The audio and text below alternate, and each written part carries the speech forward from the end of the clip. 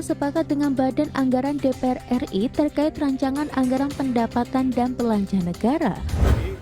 Tidak ada penambahan anggaran, artinya mereka hanya bisa ngurus dukungan manajemen saja, gaji pegawai, programnya jadi nggak ada.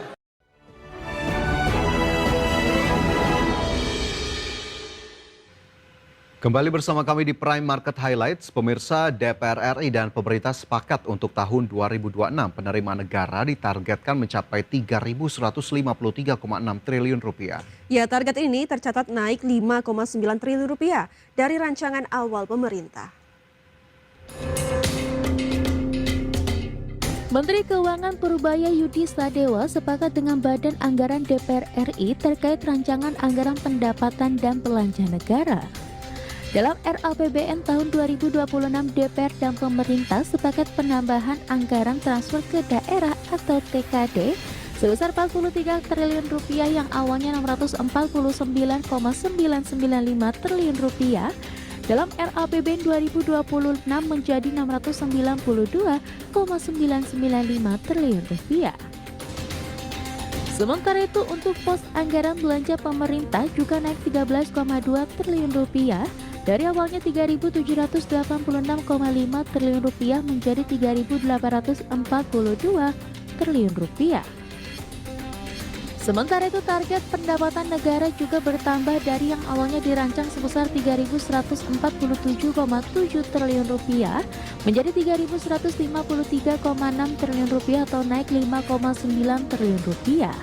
Kenaikan tersebut berasal dari penambahan target penerimaan negara bukan pajak atau PNBP senilai 4,2 triliun rupiah serta penerimaan kepabeanan dan cukai sebesar 1,7 triliun rupiah. Ini kami akan monitor terus pembelanjaan pemerintah sampai dengan akhir Oktober ini. Saya akan safari lah kira-kira kementerian-kementerian yang punya belanja besar. Saya akan monitor mereka bisa serap nggak sampai akhir tahun. Begitu kita perkirakan sampai akhir tahun kira-kira nggak ada serap, uangnya akan kami ambil, kami sebarkan ke program-program seperti ini. Di sisi lain, Menteri Keuangan Purubaya juga mengevaluasi belanja kementerian dan lembaga yang tidak terserap untuk dapat dialihkan ke program langsung bagi masyarakat. Dari Jakarta, Raharjo Patmo, IDEX Channel. Sementara itu pemirsa, Komisi 2 DPR RI meminta pemerintah untuk mencari sumber penerimaan negara selain dari sektor perpajakan. Anggota Komisi 2 DPR RI Wahyudin Nur Ali berharap pemerintah melakukan inovasi dalam menarik penerimaan negara bukan hanya mengandalkan sektor perpajakan. Terlebih lagi menarik pendapatan rakyat dengan menaikkan pajak dinilai sebagai langkah yang beresiko tinggi. Untuk itu, Wahyudin berharap pemerintah harus mencari celah pendapatan lain selain sektor perpajakan. Ini tidak ada penambahan anggaran, artinya mereka hanya bisa ngurus dukungan manajemen saja, gaji pegawai, programnya jadi nggak ada. Nah ini yang kami kecewa juga, tapi kebetulan saya juga di Banggar memang sangat memahami postur APBN sekarang. Pendapatan negara ini masih didominan oleh pajak. Gubernur Bank Indonesia Peri Warjio merespons keputusan Menteri Keuangan Purubaya Yudi Sadewa yang memindahkan dana pemerintah 200 triliun rupiah dari BI ke 5 bank umum. Menurut Peri itu adalah langkah yang tepat dan akan semakin memperbesar likuiditas di perbankan untuk menjalankan tugas menyalurkan kredit kepada nasabah. Peri mengatakan BI juga terus berupaya melakukan ekspansi likuiditas. Terakhir BI menerbitkan sekuritas rupiah Bank Indonesia sebesar 217 triliun rupiah. Dengan penerbitan ini maka SRBI yang awalnya sebesar 916 triliun per Januari 2025 naik menjadi 720 triliun pada Agustus 2025. Kami juga menyambut baik Pak Menteri Keuangan memindahkan dana dari Bank Indonesia ke likuiditas perbankan, dan itu pandangan kami adalah memperkuat injeksi likuiditas yang kami sudah lakukan. Seperti tadi kami sudah injeksi likuiditas, SRBI turun 200 triliun, ya, pembelian SBN 217.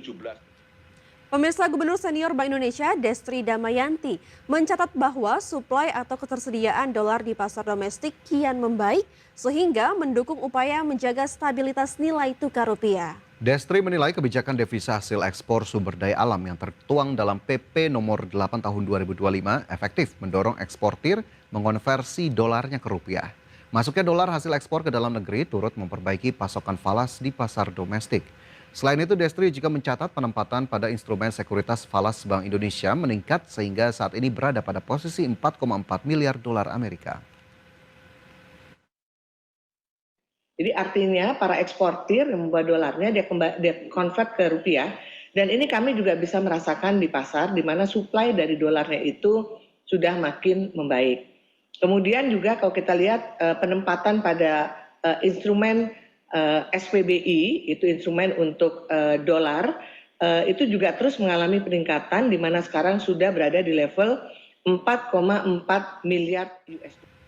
Kembali di Prime Market Highlight, pemirsa, pemerintah memperpanjang masa berlaku pemberian insentif pajak penghasilan final sektor UMKM sebesar 0,5% hingga tahun 2029 mendatang. Ya, Menteri Koordinator Bidang Perekonomian Erlangga Hartarto menyebut pemerintah akan menyusun PP terbaru sebagai dasar hukum pelaksanaan kebijakan ini hingga 4 tahun mendatang. Pemerintah akan melanjutkan perpanjangan masa berlaku insentif pajak penghasilan final sektor UMKM dengan tarif 0,5% hingga tahun 2029.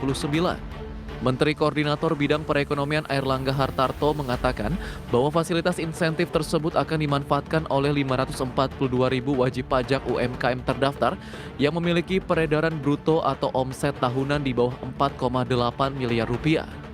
Yang pertama terkait dengan PPh final bagi UMKM yang pendapatannya 4,8 miliar setahun, itu pajak finalnya 0,5% dilanjutkan sampai 2029. Jadi tidak kita perpanjang satu tahun, tetapi diberikan kepastian sampai dengan 2029. Kemudian tahun 2025 alokasinya sudah 2 triliun. Kemudian wajib pajak yang terdaftar sudah 542.000, ini dari Kementerian Keuangan.